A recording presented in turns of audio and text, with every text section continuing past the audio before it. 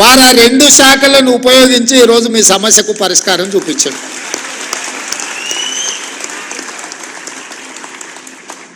నా దగ్గరికి వంశీ, రవికాంత్ ఇతర మిత్రులు వచ్చి 2-3 సార్లు నన్ను అడిగితే నేను చెప్పిన పైనుంచి ఆదేశాలు ఉండవు.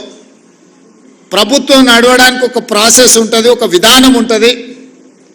ఆ విధానంలో ఆ సమస్యకు సంబంధించిన ఫైలు ఏ విధంగా ముఖ్యమంత్రి కార్యాలయానికి రావాలనో ఆ విధంగా ఫుల్ షేప్తోని ముఖ్యమంత్రి కార్యాలయానికి ఫైల్ వచ్చిన మరుక్షణం ఇక్కడ మీకు సంబంధించిన సమస్యకు పరిష్కారం దొరుకుతుందని వారికి చెప్పినా ఆ విధంగా ఫైల్ బిల్డప్ చేసి ముందుకు తీసుకురండి అని చీఫ్ సెక్రటరీ గారి కాడి నుంచి మంత్రి గారి వరకు సూచన చేసిన ఈ ఫైల్ ప్రాసెస్లో మీకు తెలుసు, ఈ ప్రాసెస్లో అమలు చేసేటప్పుడు కొంత సమయం పడుతుంది.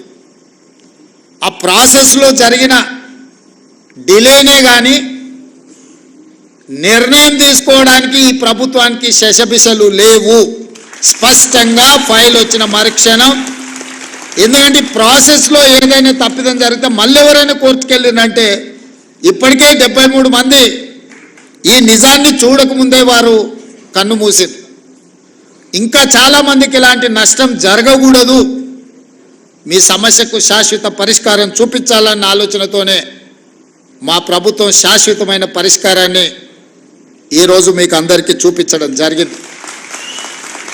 అదేవిధంగా కొన్ని అంశాలు నేనే ప్రస్తావిస్తాము, ఎందుకంటే మీ ముందు కొన్ని అంశాలను ప్రస్తావిస్తే నచ్చినా నచ్చకపోయినా వాటికి ఏమైనా పరిష్కారం దొరుకుతుందేమో అని నేను అనుకున్నా. కానీ పెద్దలు శ్రీనివాసరెడ్డి గారి అనుభవము మమ్మల్ని ఏమీ చెప్పకుండానే నియంత్రించడానికి వారే చాలా విషయాలు ప్రస్తావించి మీ ముందు పెట్టి జర్నలిస్ట్ అంటే ఏ విధంగా ఉండాలి, ఏ విధంగా ఉంటే ఆ వృత్తి యొక్క గౌరవం పెరుగుతుందో పెద్దలు శ్రీనివాసరెడ్డి గారు మీకు వివరించడం జరిగింది.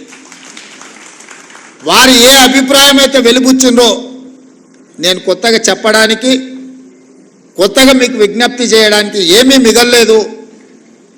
వారు ఏ అభిప్రాయం అయితే వెలిబుచ్చిందో మా జర్నలిస్టు మిత్రులకు నా సూచన, ఆ అభిప్రాయంతో మీరు ఏకీభవించి దీన్ని ప్రక్షాళన వైపు మనం అందరం వెళ్లాల్సిన అవసరం ఉన్నది. వృత్తిపరమైన గౌరవం ఎవరు పెంచరు, వృత్తిపరమైన గౌరవాన్ని మనకు మనమే పెంచుకోవాలి. రాజకీయ వృత్తిని సమాజం చాలా చిన్నచూపు చూసే పరిస్థితి వచ్చింది.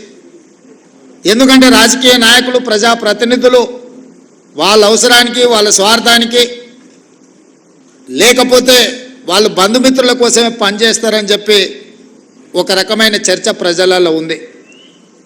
దాన్ని తగ్గించడానికి వీలైతే అట్లాంటి చర్చనే లేకుండా చేయాలన్న ప్రయత్నంలో భాగంగానే చాలా విషయాలలో పారదర్శకంగా ప్రజాభిప్రాయం మేరకు పాత్రికేయ మిత్రుల యొక్క ఆలోచన విధానాలు కూడా తెలుసుకొని మా ప్రభుత్వం ఈరోజు పనిచేస్తుంది.